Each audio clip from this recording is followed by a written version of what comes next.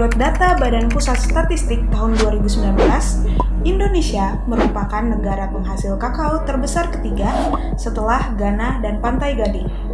Hal ini menjadikan komoditas kakao sebagai salah satu sumber devisa negara Indonesia. Salah satu penghasil kakao yang terdapat di Yogyakarta berada di Kabupaten Gunung Kidul, tepatnya di Desa Ngelanggeran. Halo Sobat Pangan, aku Olivia dan pada hari ini aku akan mengajak teman-teman untuk melihat proses fermentasi biji kakao dalam FYI, Food Your Information episode 2.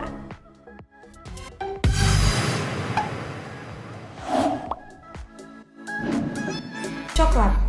Siapa sih yang tidak kenal dengan makanan yang satu ini? Rasanya yang manis membuat makanan ini menjadi makanan favorit di berbagai umur. Namun, tahukah kalian Sobat Pangan, bahwa untuk menjadi sebuah coklat yang manis, biji kakao yang keras dan pahit butuh melewati proses yang sangat panjang. Salah satu proses yang penting dilakukan adalah fermentasi.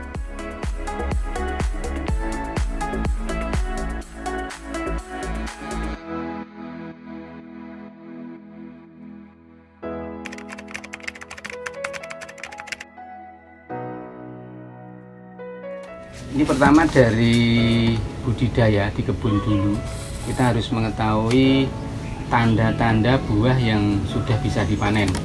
Di antaranya ini warna dari yang kemerahan merah marun seperti ini, itu sudah ada tanda menguning.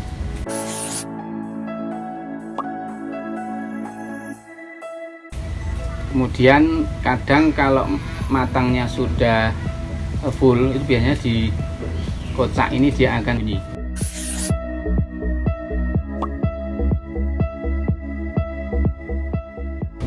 Terus dari warna yang hijau juga ada tanda-tanda menguning. Ini termasuk sudah bisa dipetik atau dipanen. Kemudian setelah itu biasanya kita adakan pemeraman. Setelah dipetik itu kita ram 2 atau 3 hari. Nah, ini dikasih pemeraman, baru dipecah. Kemudian setelah dipecah juga diadakan sortasi biji basah. Jadi nanti biji-biji yang istilahnya mungkin ada yang terlalu matang itu dikecambah, atau yang kena hama, atau yang kempes yang masih terlalu muda, itu bisa disendirikan, tidak diikutkan ke fermentasi. Setelah itu baru adanya penimbangan, kemudian kita masuk ke ruang fermentasi, yaitu di kotak fermentor. Untuk setelah fermentasi secara sekilas biasanya kita ngambil 5 hari dengan pantauan suhu maupun pH, kemudian kelembapan udara di sekitar kotak fermentasi. Biasanya kita adakan perendaman dulu di bak-bak plastiknya, nggak lama lah, paling 1/4 jam itu bisa untuk peredaman laju fermentasi, diantaranya itu. Kemudian setelah itu kita juga dilakukan langkah pencucian di bawah keran air. Tuh, setelah itu langsung kita jemur di rak-rak regen stainless, biasanya di halaman atau di box pengeringan juga ada, kita jemur di situ.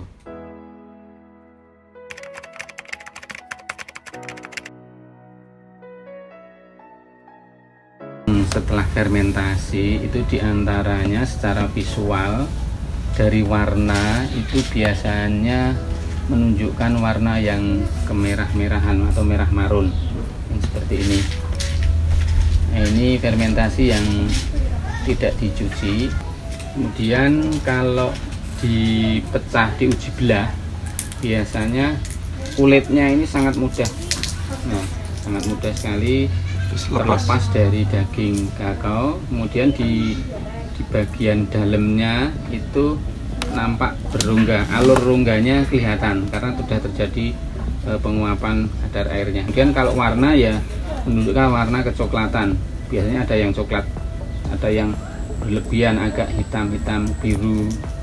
Itu biasanya terdapat yang over fermented, artinya dia fermentasinya agak berlebih. dari tingkat panas yang dicapai ataupun lamanya.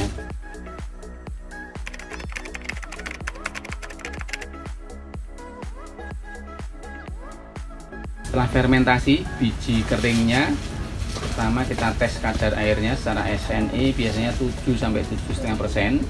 Kemudian diadakan sortasi biji kering. Nah, ini biji-biji yang sudah disortasi. Kemudian ini hasil dari sisa-sisa sortasinya yang biji sudah kepeng, nggak berisi dan segala macamnya disendirikan. Setelah itu biasanya dikemas di box kontainer plastik ataupun di karung goni, atau bisa juga dengan untuk kebutuhan khusus dikemas di vakum kayak gini, kemudian biasanya disimpan di suhu ruang. Pernah kita melakukan uji simpan yang sederhana hanya di plastik putih kayak karung goni tapi plastik, itu bisa mencapai hampir 2 tahun. Itu dia secara visual masih bagus karena dari proses fermentasinya yang maksimal. Nanti untuk uji simpan juga bagus.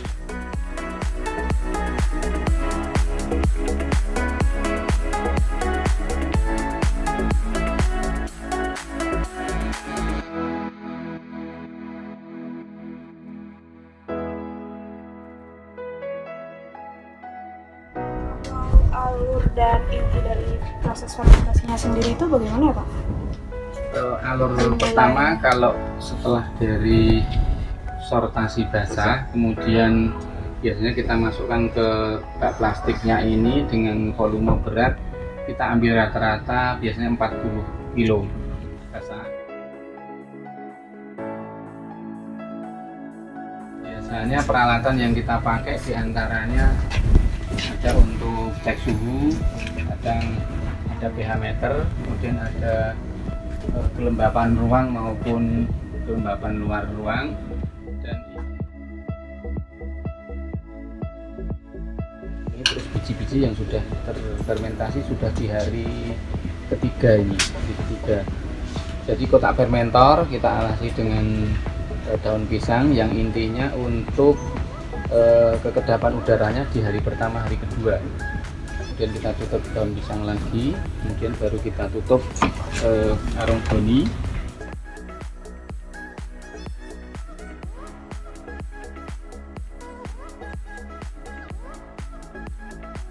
Nah, ini untuk cek suhunya.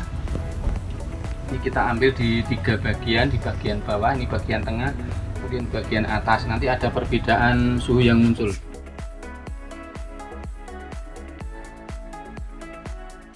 Fermentasi 1, 2, 3, 4 kotak. Yang pertama itu biji kakao biasa langsung difermentasi, kemudian yang kedua ini dikurangi pulpnya.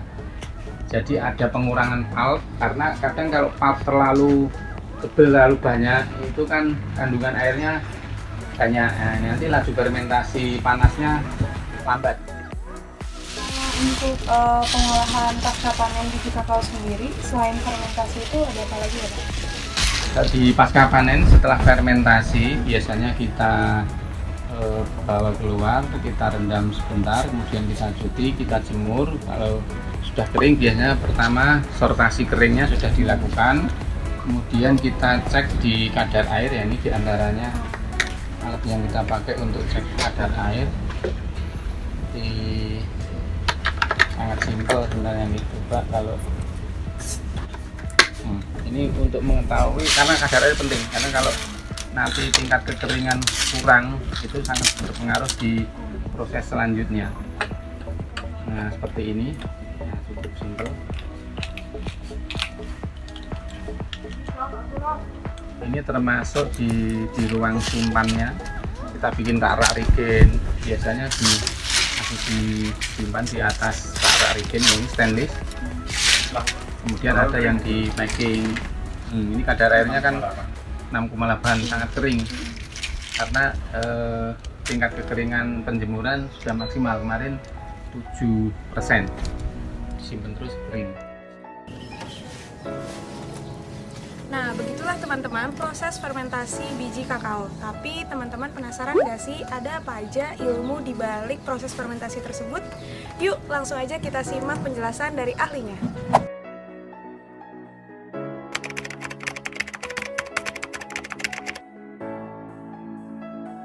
secara alami ada 3 jenis mikroorganisme yang penting yang memang sudah ada ya. Jadi ini merupakan mikrobia alami yang memang sudah ada di biji kakao, yaitu kelompok yeast, kelompok bakteri asam laktat, dan kelompok bakteri asam asetat ya. Sehingga 3 kelompok jenis bakteri ini ya tumbuh secara bersamaan ya, istilahnya itu suksesi ya. Suksesi itu artinya yang tumbuh pertama kali adalah bakteri asam laktat, diikuti yeast, dan selanjutnya setelah ada etanol yang dihasilkan oleh yeast, ini barulah kelompok-kelompok bakteri asam asetat menyusul ya. Jadi ada 3 jenis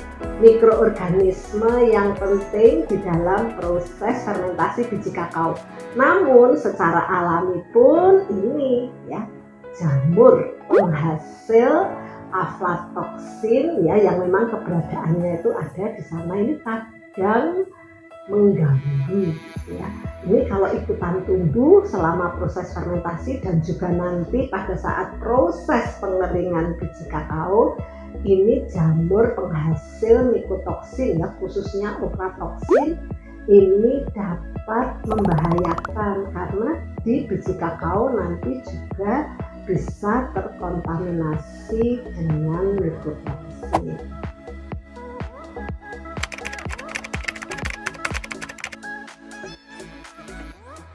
Ya, perubahan yang terjadi tadi sudah saya sampaikan bahwa bakteri asam laktat ini akan merombak gula-gula yang ada ya menjadi asam. Kemudian yeast ini utamanya akan merombak gula-gula menjadi etanol yang dilanjutkan ya, etanol ini dilanjutkan oleh bakteri asam asetat, dirubah menjadi asam asetat. Nah, asam asetat inilah ya merupakan komponen yang penting karena asam asetat ini nanti bisa masuk ke dalam biji ya, disertai panas akibat energi yang dikeluarkan oleh pertumbuhan ketiga jenis mikroorganisme ini ya. Jadi biji menjadi panas, suhunya naik, dan asam asetat ini bisa masuk ke dalam biji. Istilahnya terjadilah kematian biji. Nah, kalau biji sudah mati ini, nah di dalam kan tidak integrasi biji ini rusak ya. Nah, sehingga berlangsunglah di sana proses-proses enzimatis yang kemudian warna biji kakao ini menjadi coklat ya. Ini yang disebut prosesnya itu browning ya, sehingga biji kakao itu lama-lama berwarna coklat. Nah, fermentasi yang berlangsung baik itu ya apabila nanti muncul ya warna coklat yang merata yang ada pada biji kakao ya setelah dibelah. Nah, begitulah teman-teman proses fermentasi biji kakao.